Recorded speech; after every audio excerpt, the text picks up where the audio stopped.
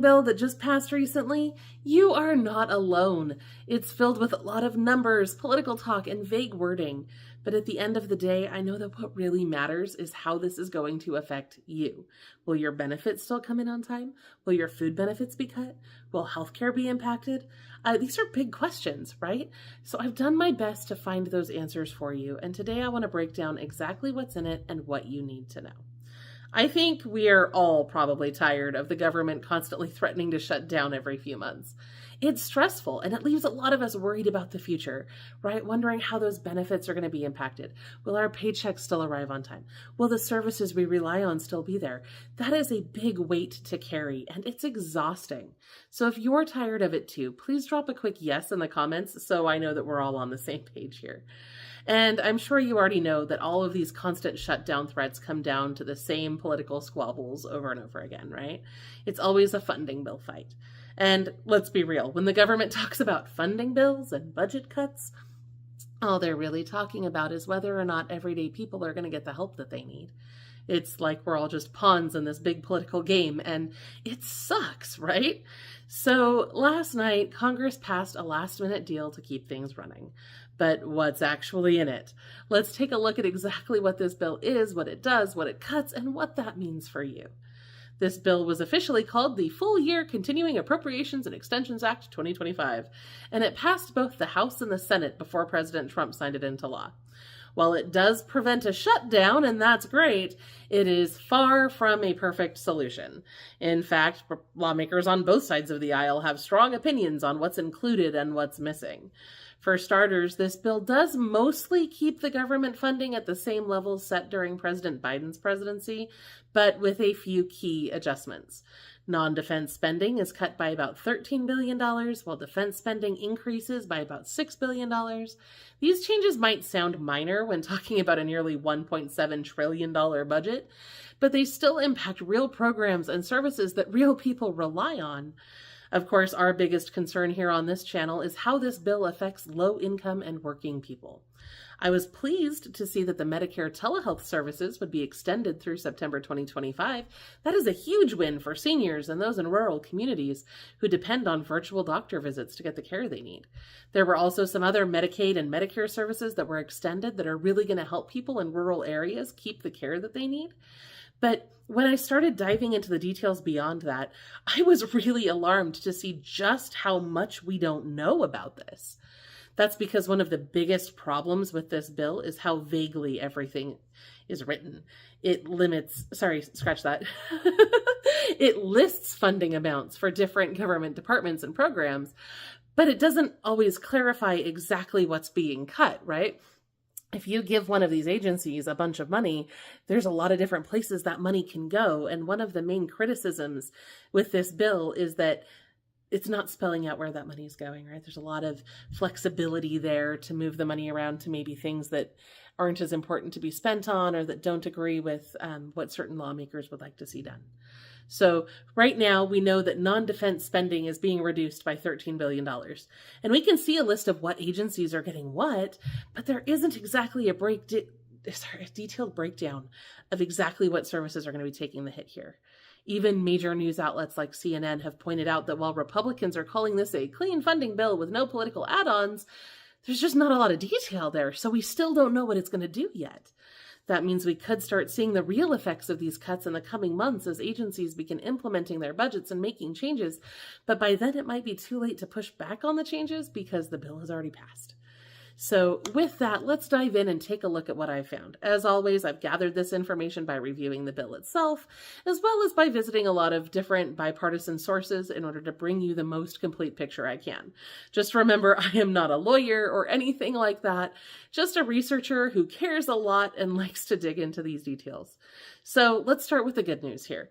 Medicare telehealth services have been extended through September 2025, meaning seniors and rural residents can continue to see their doctors online without the hassle of long travel times. And that's great. That is a huge win for people who rely on telehealth access. Additionally, Medicaid disproportionate share hospitals, those are the ones that serve a larger demographic of low-income patients, will continue to receive funding, which will help them keep their doors open, which is great and very important. Veterans healthcare was also funded, although around $800 million in funding for new VA construction was canceled. Junior enlisted military personnel will receive the largest pay raise in over 40 years. Funding for wildland firefighters and air traffic control systems also saw increases. And it looks like the WIC nutrition program for women, infants, and children also received a boost of, it looks like, more than $500 million. The bill also increases funding for the Commodity Supplemental Food Program, which is one of my favorites because it helps low-income seniors get nutritious food, and it also expands funding for the Food Safety and Inspection Service to better monitor meat and poultry processing plants. Additionally, the bill also includes continued support for the emergency telehealth waivers, which allow hospitals to provide acute hospital care in home. There's a lot of different waivers for Medicare and Medicaid that were extended, including rural ambulance services, which is really important, obviously, to keep those ambulances running in underserved rural areas. Now, all of that being said, of course, this is not all good news. Some lawmakers, like House Appropriations Committee ranking member Rosa DeLauro, have issued fact sheets that outline some of the cuts. According to DeLauro, rent subsidies were slashed by more than $700 million, which could put more than 32,000 households at risk of eviction, including veterans, survivors of domestic violence, seniors, and people with disabilities. This is a major issue for affordable housing efforts across the country and a huge deal for those people who could be impacted. Other cuts include reductions in disaster relief funding, infrastructure projects, and rural broadband expansion. The Federal Emergency Management Agency, or FEMA's, disaster relief funds were also not fully funded in the way that experts say that it needs to be to make it through the year, which could leave communities vulnerable or force an issue of another funding bill, especially with hurricane and wildfire seasons approaching. The legislation also includes a $13 billion cut to non-defense spending, right? So that's going to include some of the things that we just talked about, but there are also other things that may not be renewed. So this is going to include that $800 million cut to Veterans Affairs facilities. There was also election security grants that were taken away. It trimmed support for conservation efforts for farmers, reduced funding for some community health programs that help with mental health and substance abuse and affordable healthcare treatments. That is scary to me to see that cut. The District of Columbia will also have to slash its budgets by more than $1 billion as a result of this bill as well. Meanwhile, the bill does provide an additional $485 million for immigration and customs enforcement to increase deportations, which is a provision that has been highly controversial. Now, if you or someone you know relies on these services, as I'm sure most of you do on this channel, it's important to stay informed about how these cuts could impact you. And like I said, the wording was really vague, so a lot of the details are just not known yet, and that uncertainty can be really unnerving. And I wish I had more specifics for you. So some lawmakers voted in favor of this bill, even though they didn't like it, just because they thought that a government shutdown would be worse.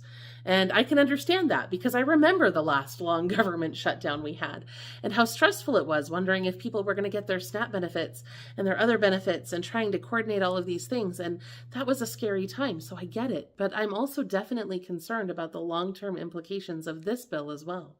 So what are your thoughts? Do you think that they should have passed this bill, or do you think they should have proceeded with a shutdown?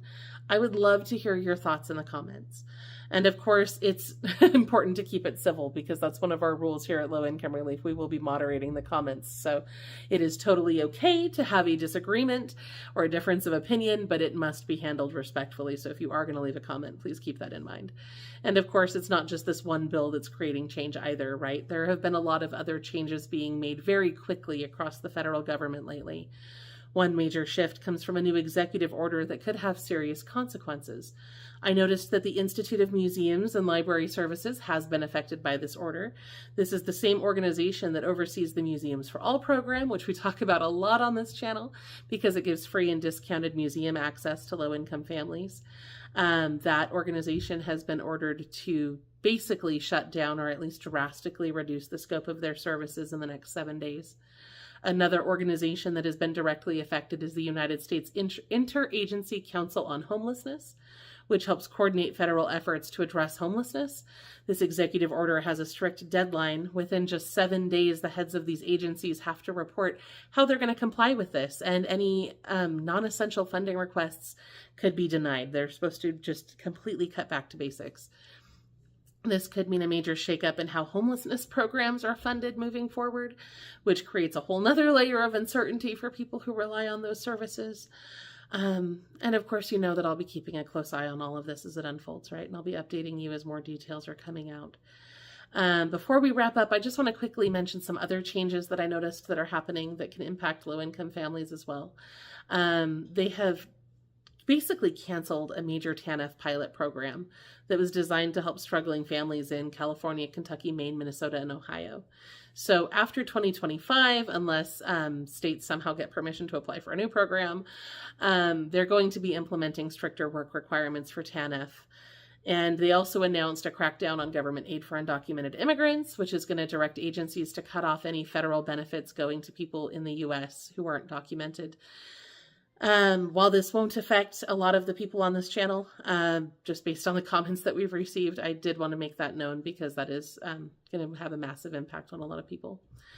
Finally, the administration is also cutting off funding for a massive public assistance modernization program. This was just limited to New York, though, but it could slow down how benefits like SNAP and Medicaid are processed in that state. There is a lot happening right now, and these changes could have very real impacts on the families who rely on these programs. I don't like bringing you bad news. I really prefer to bring you good news, but I'll be watching closely to see how all of this unfolds, and I'll do my best to keep you updated. Please let me know in the comments if you have any questions or concerns or anything you'd like me to look into for you. I do care a great deal about all of you. And don't forget to check out our other videos for more ways to save money and get free stuff. I appreciate you.